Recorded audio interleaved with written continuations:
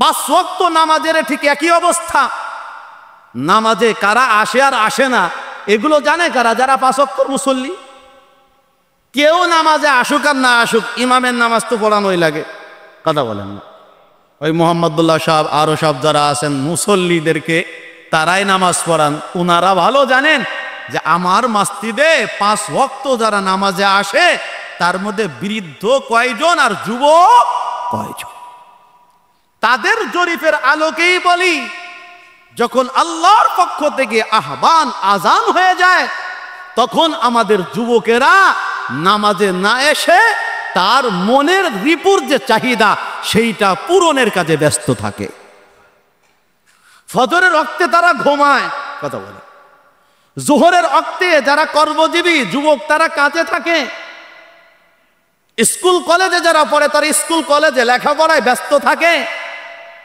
আর এক দল তো ওই সকাল থেকে নিয়ে রাত গভীর পর্যন্ত মোবাইলকে তার জীবন সঙ্গী বানিয়ে ওইটার মধ্যে জীবনকে বিলিয়ে দেয়। আসরের নামাজ বাজার ঘাটে কাটিয়ে দেয়। মাগরিবের ওয়াক্তে ওই খেলাধুলার পরে যে গায়ের মধ্যে ময়লা জমছে এগুলো ধৌত করতে আর বিশ্রাম নিতে ক্লান্তি দূর করতে করতে কাটিয়ে দেয়। ইশার নামাজ পড়ি আর পড়া হয় না, এভাবে আবার সে ঘুমিয়ে যায়। কত ফজর, কত জোহর, কত মাগরিব, কত আসর, কত ঈশা তার জিন্দেগিতে এলো আর গেল। কেমন নামক হারাম সন্তান আমি আর আপনি পয়দা করেছি, কেমন ছেলে আমি পয়দা করেছি, কেমন মেয়ে আমি পয়দা করেছি। 5 ওয়াক্ত রব্বে কারিমের আহ্বান তার কানে। অসংখ্য মসজিদ থেকে আসার পরও 1 ওয়াক্ত নামাজের জন্য পুরুষ ছেলেটা, যুবক ছেলেটা মসজিদে আসলো না। আর আমার মেয়ে, আমার বোন যুবতী যার পরে নামাজ পড়া ফরজে আইন, সে বাড়ির যায় নামাজে দাঁড়ালো না। এই দায় কার? আজকের যুবক যে নামাজ পড়ে না, আজকের যুবতী যে নামাজ পড়ে না, এই দায় কার? আপনি কাকে দায়ী করবেন? সমাজ দায়ী করে আরেকজনকে। কেউ নিজের দায় স্বীকার করে না। বলে হুজুর আপনারাই দায়ী। বলে আমরা কিভাবে দায়ী? কেমন ওয়াজ করেন যে ওয়াজে নামাজ পড়ে না? এমন ওয়াজ দিবেন এক ওয়াজে সব বেনামাজি নামাজি হয়ে যায়। এত সহজ? আমরা যারা বয়ান করি জুমার অথবা মাহফিলে বা খানকায় বা তাবলিগের মজমায়, এই এক বয়ানে যদি সব মানুষ বেনামাজি থেকে নামাজি হয়ে যেত তাহলে সকলের উপরে এই মেহনত ফরজ থাকতো না। কি বলেন?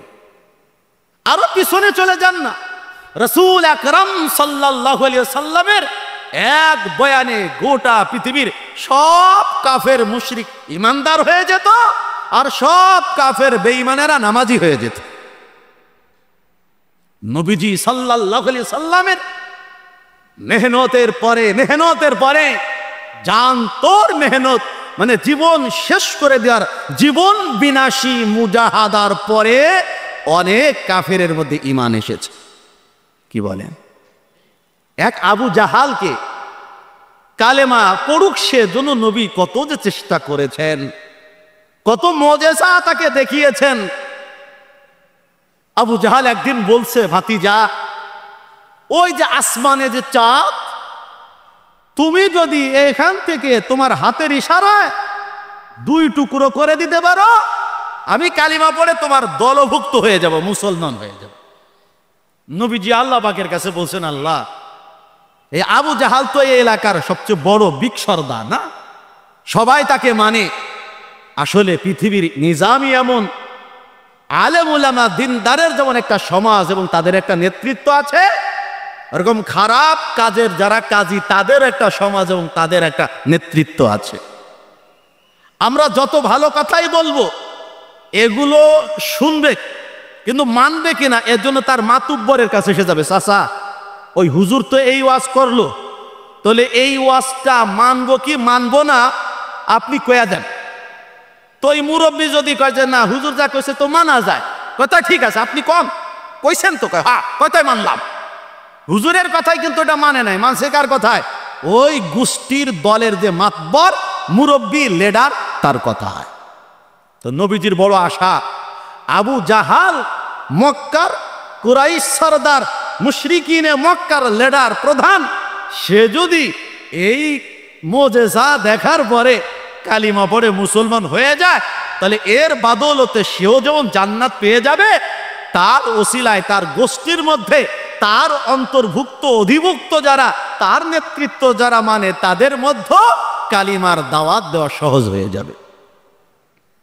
তো নবীজি হাতের ইশারা করেছেন, ওই জাবালে আবি কুবাইসের পাশে দাঁড়িয়ে আল্লাহ পাক সাথে সাথে চাঁদকে দ্বিখণ্ডিত করে দিয়েছেন। সূরাতুল কমারের শুরুতেই এর আলোচনা আছে। আবু জাহালের এখন কথা অনুপাতে কালিমা পড়ার কথা না, কথা বলেন না, কয়ে কাকা সত্যি কথা আব্বা, আল্লাহর কসম 5 ওয়াক্ত নামাজ পড়ব, তুই খালি আমার একটা গরু কিনে দে। কথা কম, একটা গরু কিনে দিবি, ওর দুধ হবে 2 কেজি, 2 কেজিতে 70 140 টাকা, প্রতিদিনের হাট বাজারে যা লাগে তা মোটামুটি কি হয়ে যাবে। গরু কিনে দেওয়ার পরে কাজে গরু তো কিনে দিছ, ছাগল কি দিছ, মানে একটার পরে আর একটা, মানে অজুহাতের পরে অজুহাত, পর্ব না তারা ছাড়ি, কথা কন না। তা আবু জাহালের মনে তো শয়তানি, তো বলে ভাতিজা আমি তো মনে করেছিলাম যে তোমার জাদুর প্রভাব শুধু পৃথিবীর জমিনেই চলে, তোমার জাদুর প্রভাব যে আসমানেও চলে তা তো জানতাম না। জোরে কান নাউজুবিল্লাহ। কত বড় বকবক, কত বড় কপাল পোড়া। আরে নবীজির আর একজন একদম প্রিয় মানুষ, আপন থেকে আপন নবীর পাশে তার যে অবস্থান, শুধু কালিমাটাই সে পড়ে নাই, নতুবা তার জীবনের পুরাটাই নবীর সহযোগিতায় কাটিয়েছেন। এমন এক চাচার নাম আবু তালেব। কি বলেন? আবু তালেব নবীজির আপন চাচা, আলী রাদিয়াল্লাহু তাআলার পিতা। কি মনে করেন? জাফর রাদিয়াল্লাহু তাআলার পিতা, আকিল রাদিয়াল্লাহু তাআলার পিতা। সন্তানগুলো জগৎ জুড়া আলেম, জগৎ বিখ্যাত সাহাবী। কথা বলেন ঠিক না? ঠিক। বাবা কেমন কপাল পোড়া, মৃত্যু শয্যায় শায়িত।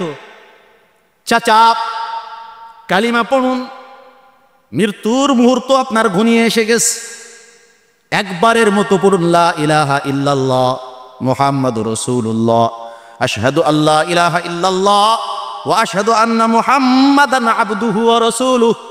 মাত্র একবার আপনি কালিমা পড়বেন, রব্বে কারীমের কাছে সুপারিশ করে পরকালে আপনাকে জান্নাতে নেওয়ার জিম্মাদারি আমি মুহাম্মাদের সাল্লাল্লাহু আলাইহি সাল্লাম। আবু জাহাল বলে না আমি ওই কালিমা পড়বো না। জোরে বলেন নাউজুবিল্লাহ। বলে চাচা ঠিক আছে, না পড়েন না পড়েন, আমি পড়ি আপনি শোনেন। অনেক সময় জোরে জোরে পড়া হয়, অনেক সময় ঠোঁট নড়ানো হয়। আমি পড়ি আপনি শোনেন আর ঠোঁটটা নড়ান। ঠোঁট কি নড়ান, এতটুকু যদি নড়ান তো আমি এটাও বলবো আল্লাহ আমি পড়েছি, আমার চাচা শুনে ঠোঁট নড়িয়েছে মানে কালিমা পড়েছে, এজন্য আপনি তাকে মাফ করে দেন। তাও আল্লাহর কাছে আমি আপনার জন্য সুপারিশ করতে পারবো, একটু ঠোঁটটা নড়ান। আবু জাহাল বলে, আবু তালেব বলেন না আমি ঠোঁটও নড়াবো না। বলে তাহলে আমি পড়ি আর আপনি দিলে দিলে ওই কালিমাটা হাজির করেন। দিলে দিলে অনেক কথা হাজির করা যায় না, যায় না। আমি যা পড়ি ওইটা সত্য, এটা মনে মনে আপনি একটু স্মরণ করেন আর বিশ্বাস করেন। আবু তালেব বলে ভাতিজা আমি লজ্জা পাই, শরম পাই। এই মুহূর্তে যদি আমি কালিমা পড়ি আমার সমাজের মানুষেরা বলবে আবু তালেব আজীবন বাপ দাদা 14 পুরুষের ধর্ম পালন করেছে, মরার সময় ভাতিজার কথায় কালিমা পড়ে মরেছে, এটা আমার জন্য বড় লজ্জা। নাউজুবিল্লাহ বলেন। এই লজ্জার কারণে আমি কালিমা পড়বো না। রাসূল আকরাম সাল্লাল্লাহু আলাইহি সাল্লাম বলেন চাচা এই লজ্জা তো কোনো লজ্জা না, আখিরাতের লজ্জা হলো আসল লজ্জা। আসলে তো ঈমান আনা কোনো লজ্জা না, বরং ঈমান না আনা হলোই লজ্জা। নামাজ না পড়া এটা নামাজ পড়া কোনো লজ্জা না, নামাজ না পড়া এটাই হলো লজ্জা। কি বলেন? দাড়ি না রাখা এটাই হলো লজ্জা, দাড়ি রাখা কোনো লজ্জা না। টুপি না পরা এটাই লজ্জা, টুপি পরা এটা কোনো লজ্জা না। সালাম না দেওয়া এটাই লজ্জা, সালাম দেওয়া এটা কোনো লজ্জা না। পর্দা করা এটাই লজ্জা, বেপর্দায় চলা এটা কোনো লজ্জা না, বরং লজ্জাহীনতা। চাচা আখিরাতের লজ্জা শরম অনেক কঠিন। সমস্ত মানুষের মধ্যে আল্লাহ রব্বুল আলামিন চিহ্নিত করে জাহান্নামের বেড়ি পরিয়ে শিকল পরিয়ে ফেরেশতাদের টানতে টানতে জাহান্নামে নিয়ে যাবে। ওই লজ্জা অনেক কঠিন, জাহান্নামের আগুন বড় কঠিন।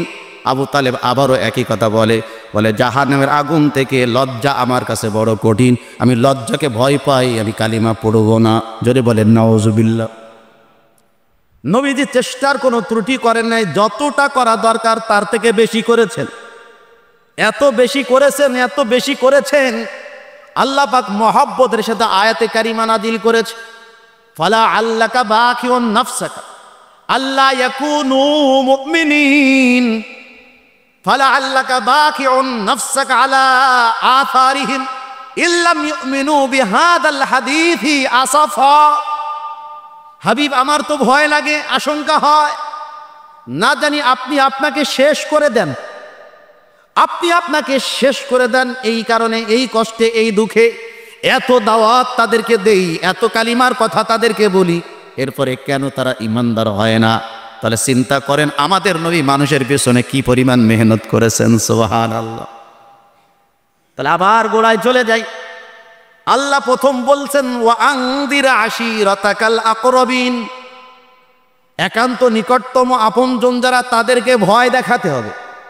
এই হুকুম যদিও সরাসরি আল্লাহ পাক আল্লাহ রসুলকে করেছেন, কিন্তু অর্থের ব্যাপকতার কারণে প্রত্যেক মানুষকে আল্লাহ এই হুকুমটা দিয়েছেন, বিশেষ করে যিনি গার্জিয়ান, বিশেষ করে যিনি গার্জিয়ান। আমরা এখানে যারা আছি সবাই গার্জিয়ান, বর্তমানে গার্জিয়ান অথবা আগামীতে হব গার্জিয়ান, কেউ আমরা গার্জিয়ান থেকে বাদ নেই।